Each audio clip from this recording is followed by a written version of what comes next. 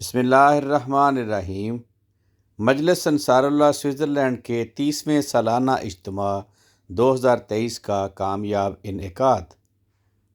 محض اللہ کے فضل سے مجلس انصار اللہ سوئٹزرلینڈ کا 30واں سالانہ اجتماع مورخہ 24-25 جون 2023 بروز ہفتہ اتوار اپنی تمام اسلامی و جماعتی روایات کے ساتھ نور مسجد ویگولٹنگن کے ملحقہ ہال میں منعقد ہوا۔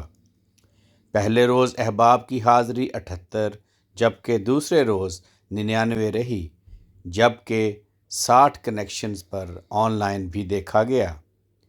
مکرم ملک عارف محمود صاحب صدر مجلس انصار اللہ نے جنوری میں مکرم اویس احمد طاہر صاحب کو ناظم اعلیٰ مقرر کیا۔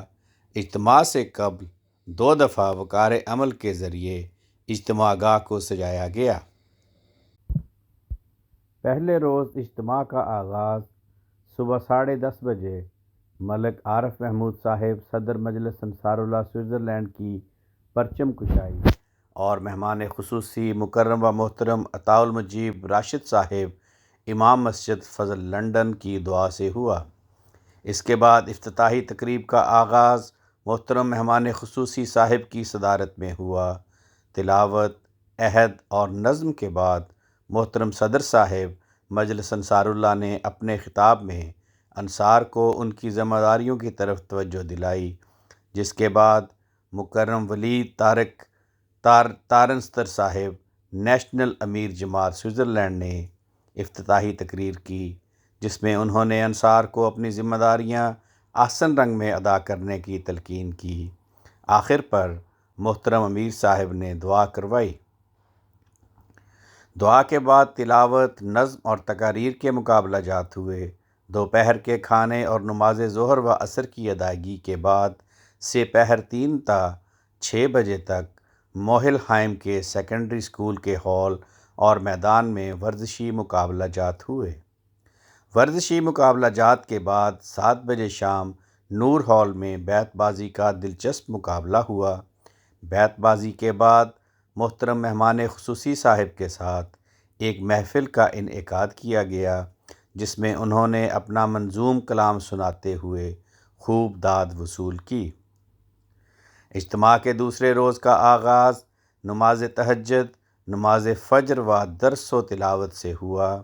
صبح ناشتہ کے بعد موہل ہائم کے سیکنڈری اسکول کے ہال اور میدان میں بقیہ ورزشی مقابلہ جات منعقد ہوئے۔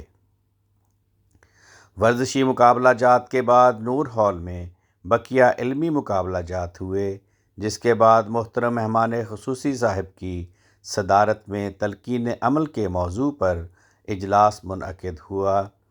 تلاوت قرآن کریم ما اردو ترجمہ و جرمن ترجمہ کے بعد مکرم عبدالخالق صاحب اسسٹنٹ پرائیویٹ سیکریٹری انصار سیکشن اور محترم مہمان خصوصی صاحب نے تقریر کی۔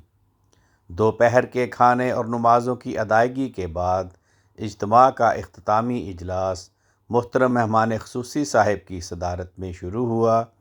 تلاوت قرآن کریم ما اردو و جرمن ترجمہ، عہد اور نظم کے بعد محترم صدر صاحب مجلس انصار اللہ نے مہمان خصوصی صاحب کا تعارف پیش کیا۔ مکرم اویس احمد طاہر صاحب ناظم اعلیٰ نے اجتماع کی رپورٹ پیش کی۔